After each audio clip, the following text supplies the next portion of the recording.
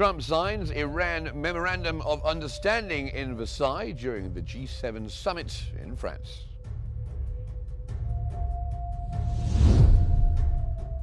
The Egyptian president welcomes the US-Iran MOU as a step towards enhancing regional security and stability. And President Joseph Aoun reaffirms Lebanon's negotiating principles ahead of talks with the US and Israel.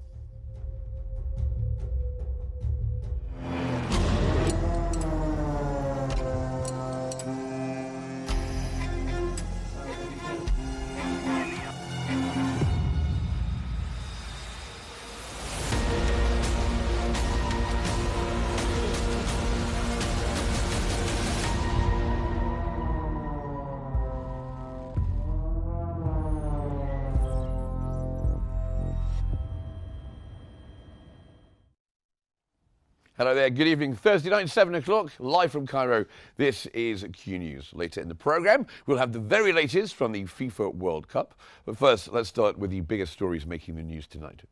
US President Donald Trump has signed the Iran Memorandum of Understanding at the Palace of Versailles during the G7 summit in France, in a ceremony hosted by the French President Emmanuel Macron. The interim agreement aims to end hostilities across all fronts, including Lebanon, restore maritime traffic in the Strait of Hormuz, lift sanctions, unfreeze Iranian assets, and support a $300 billion rehabilitation plan. Iran also pledges not to pursue nuclear weapons.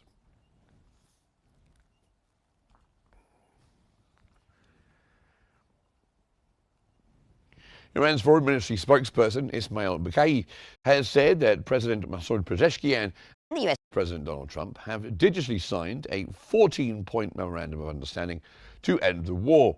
He warned that any violation will carry major consequences. The deal calls for lifting sanctions, restoring Iran's oil exports, unfreezing assets, and ensuring free navigation in the Strait of Hormuz, alongside commitments on Lebanon's sovereignty and ceasefire implementation.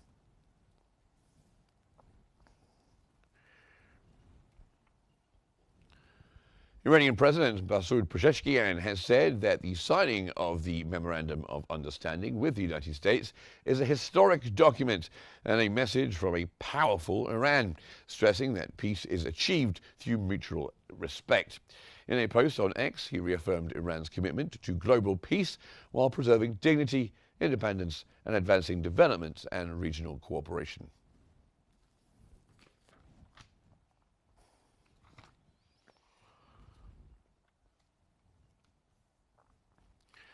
Iran's foreign ministry says the Memorandum of Understanding consists of 14 articles within a page and a half, with the first two dedicated to the general framework of negotiations. It adds that the agreement includes a commitment by the US to respect Iran's sovereignty. Tehran also warns that the continued Israeli occupation of southern Lebanon constitutes a violation of the MOU, stressing it will take necessary measures in response. The Iranian Foreign Ministry further confirms there is no change to Iran's planned participation in the upcoming meeting in Switzerland tomorrow.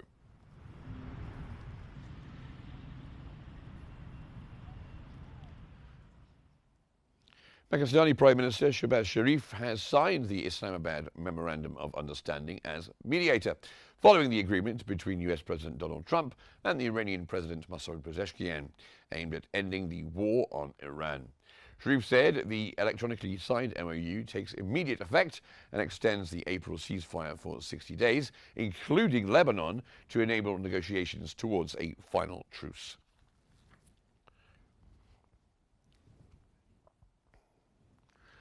Pakistani state television has reported that the US-Iran technical negotiations will begin separately, while Pakistani media, citing a Prime Minister's office source, says that the Deputy Foreign Minister will represent Pakistan at a Switzerland meeting scheduled for tomorrow, bringing together delegations from the US, Iran, Pakistan, Qatar, and other concerned parties. The Swiss government has confirmed the meeting will host initial talks aimed at advancing a broader Washington-Tehran agreement framework.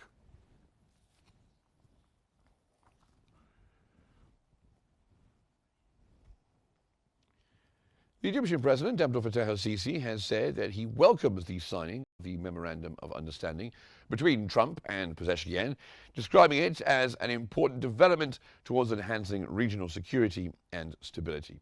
In a post on Facebook, the Egyptian leader expressed appreciation for President Trump's leadership and efforts to promote peace and stability, and praised President Pezeshkian's constructive engagement and willingness to reach mutually acceptable understandings. President al-Sisi also valued the coordination with regional partners and praised the efforts of Pakistan, Qatar, Saudi Arabia and Turkey in facilitating the agreement, expressing hope that it marks a turning point towards de-escalation, confidence building, cooperation and a lasting peace in the region.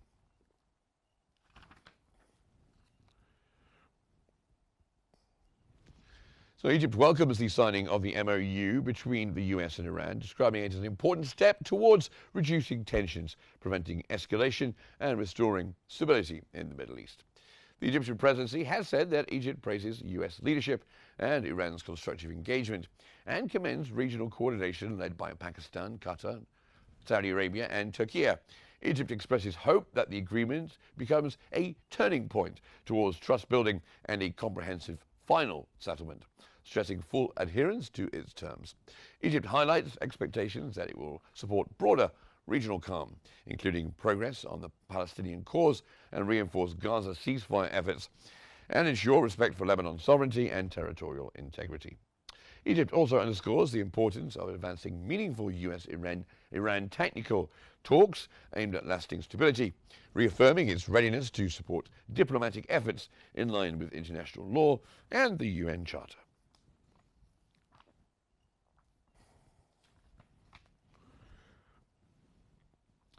Now waiting for us in the newsroom for more on all this is Rana El-Qassas. Thank you very much for being there with us. Rana, over to you. Thank you very much, Mark. And for further analysis, we're joined from Cairo by international relations expert Dr. Mohammed Al-Tamawi. Welcome, sir, to Qnews, and it's a pleasure to have you with us today. So what are the key provisions of the US-Iran Memorandum of Understanding, and how binding are they considered under international law?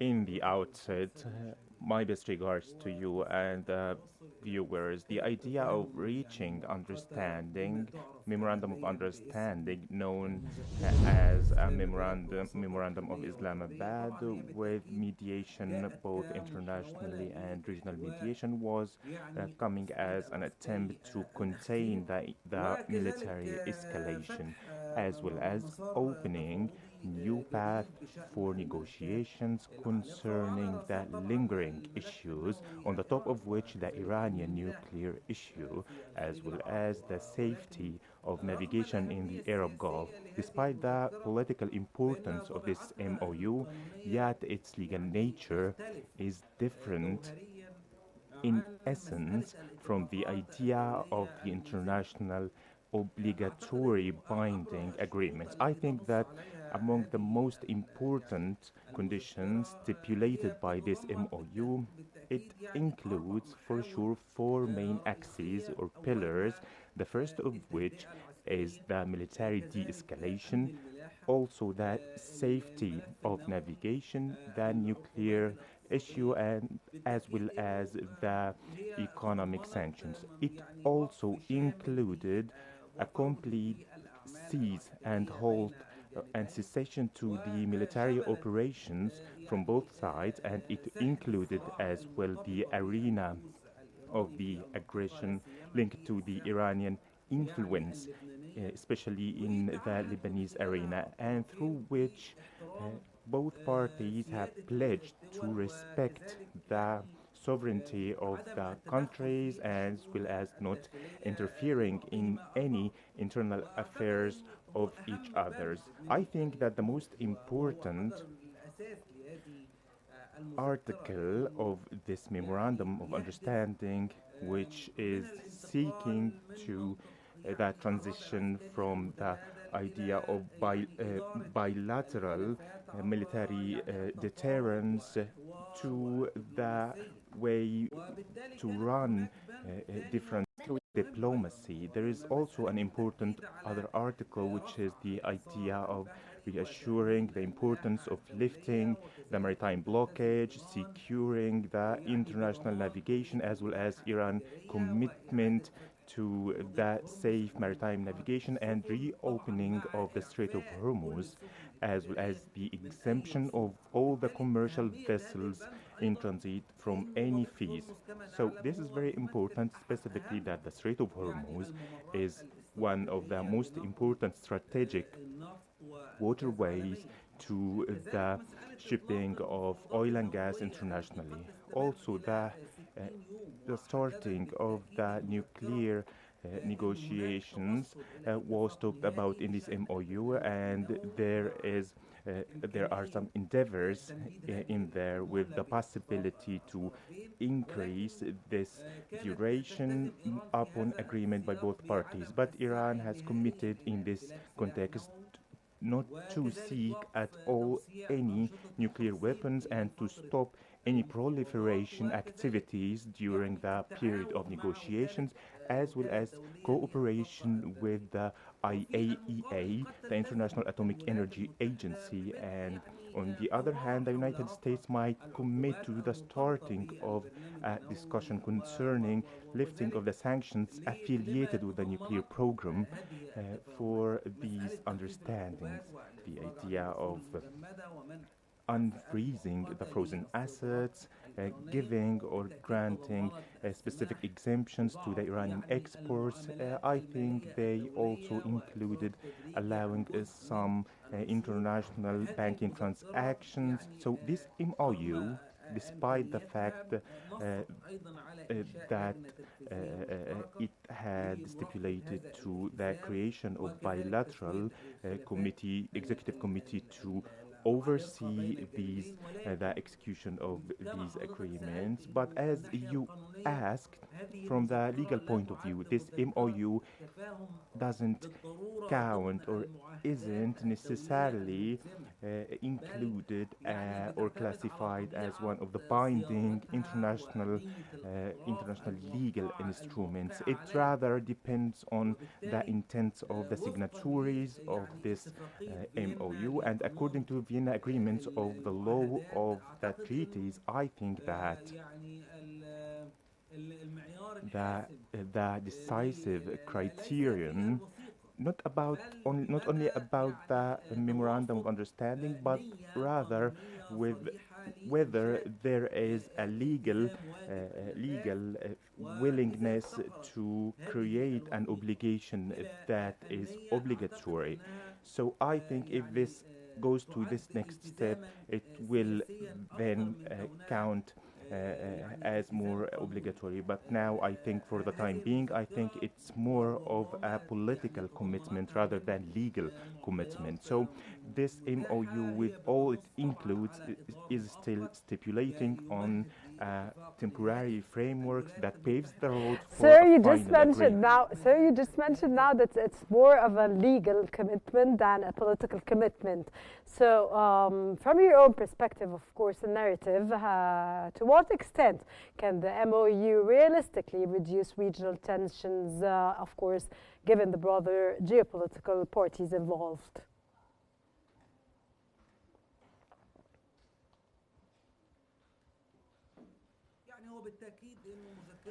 For sure, this American-Irani MOU has the capability to de-escalate the regional tensions levels on the short term, for sure.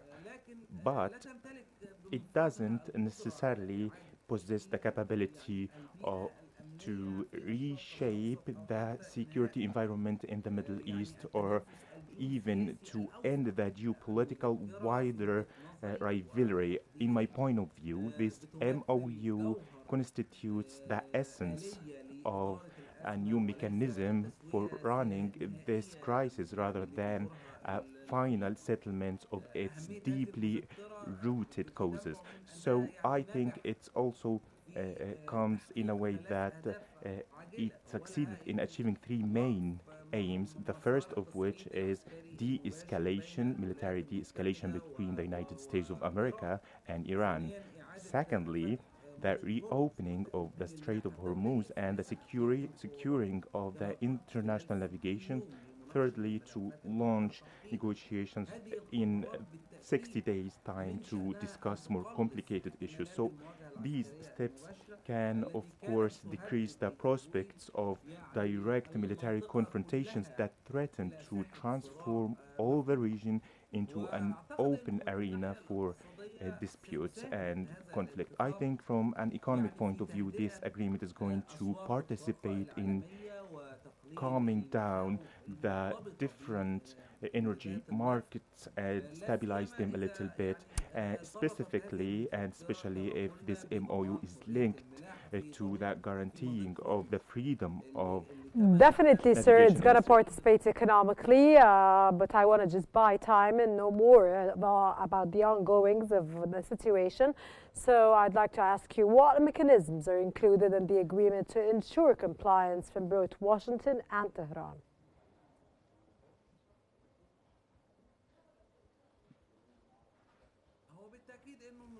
Of course, this MOU has stipulated the creation of executive mechanism or bilateral or joint committee to oversee the execution and also following up with the implementation of the mutual commitments, as well as an important point, which is the evaluation, the progress achieved when it comes to the articles of these MOUs. So this mechanism constitutes a direct channel of communication between Washington and Tehran, and I think it's going to decrease the risks of misunderstanding or the unintended escalation.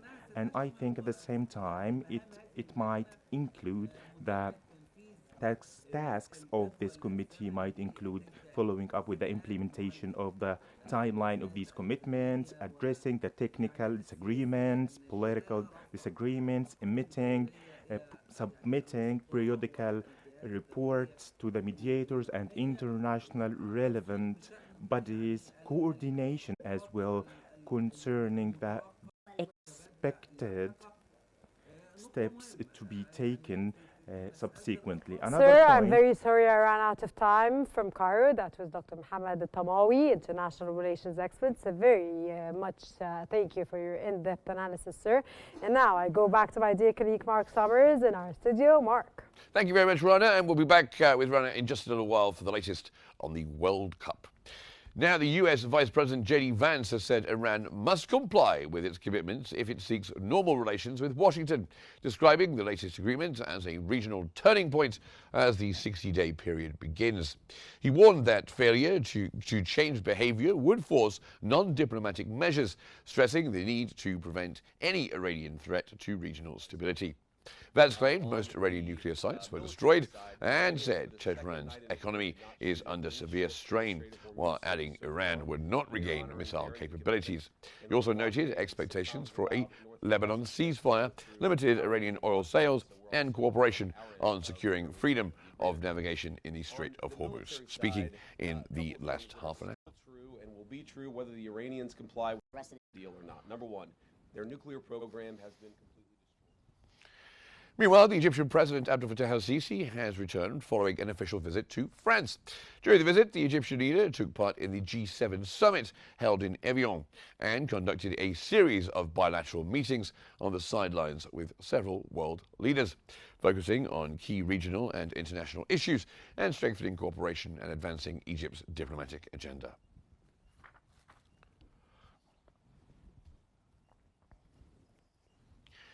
And the US President Donald Trump has said that Egypt is highly respected worldwide and reaffirmed strong personal ties with President el-Sisi, calling him a close friend and a long-standing partner. President of Egypt, he's respected all over the world, including by me, and our relationship has been very strong personally for a long time, and we're working together. We're helping him with a little dam project that I think you were very unfairly treated, if you want to know that, in Ethiopia. But we'll discuss many things, including, and we do a lot of business with Egypt, and we'll be discussing that. We'll be discussing the Nile. We had President Trump there yesterday talking about what he was having conversations with President El-Sisi about. And the White House has posted on X saying that Trump met with the Egyptian president, highlighting strong bilateral relations and growing cooperation between Washington and Cairo. Trump said the relationship has been strong for a long time and noted that discussions will cover multiple issues, including trade, adding that the United States conducts significant business with Egypt, and remarks reflecting a continued strategic partnership, as you were just seeing there.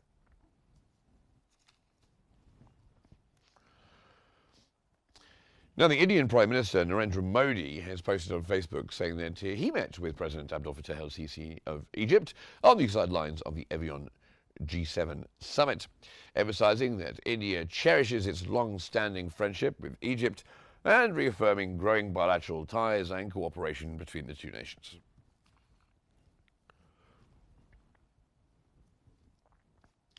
Egypt's Foreign Minister Badr Abdulati and US President's Senior Advisor for Arab and African Affairs, Masad Boulos, have discussed key regional developments. During their phone call, both sides praised strong Egypt-US ties, highlighted by the recent meeting between President El-Sisi and Trump at the G7, and voiced commitment to advancing bilateral cooperation. Abdulati welcomed the US-Iran Memorandum of Understanding, expressing hope it would boost regional stability. Talks also covered Libya and the Horn of Africa, with Egypt reaffirming its support for unity, political solutions, and the safeguarding of state institutions.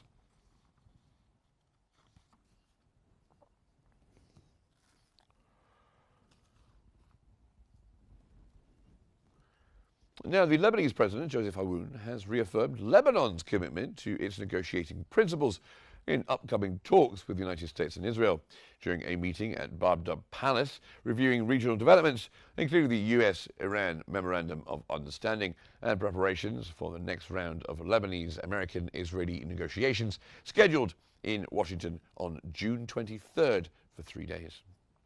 Now, before we go, let's get a recap of the main headlines this evening.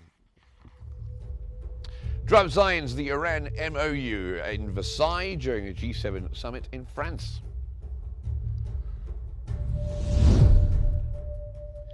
The Egyptian president welcomes the US-Iran MOU as a step towards enhancing regional security and stability.